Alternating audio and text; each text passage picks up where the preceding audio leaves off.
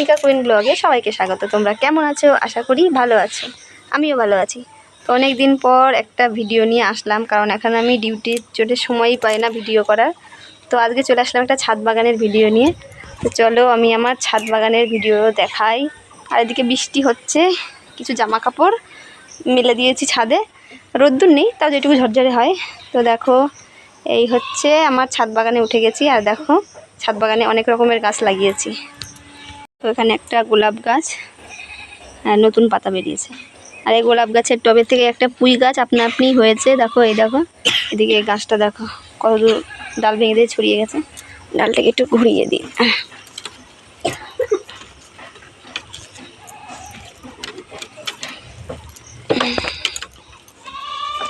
এদিক দিয়ে হোক, অসুবিধা নেই।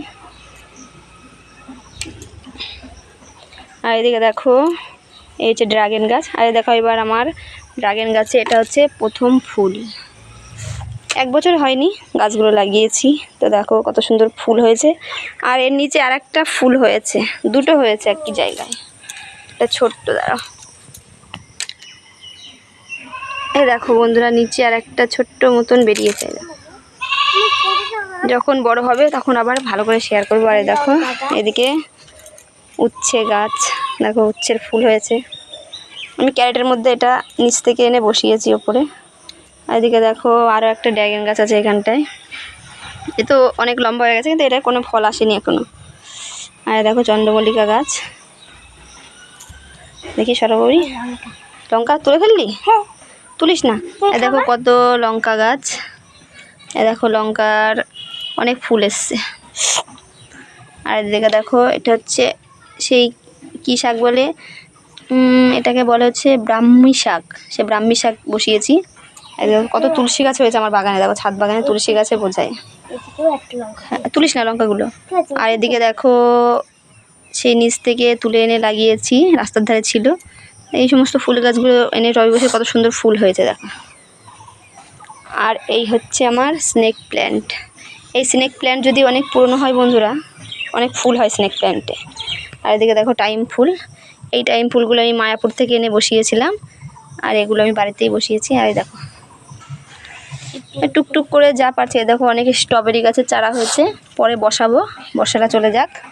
আর দেখো গোলাপ ফুল গাছের হালগুলো খুব খারাপ অবস্থা বৃষ্টির কারণে।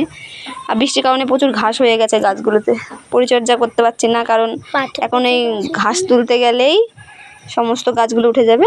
তো যাই হোক, বর্ষাটা নেমে যাক তারপরে। আর একটা দেখো পাথরকুচি গাছ, এটা আমার মেয়ে বসিয়েছে।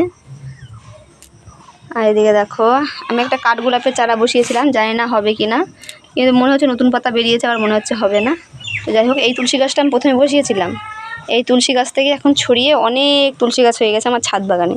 আর এই ছাদ বাগানটা দূর থেকে দেখাচ্ছি পুরোটা, দেখো এই হচ্ছে আমার পুরো ছাদ বাগান। কেমন লাগছে অবশ্যই কমেন্ট করো।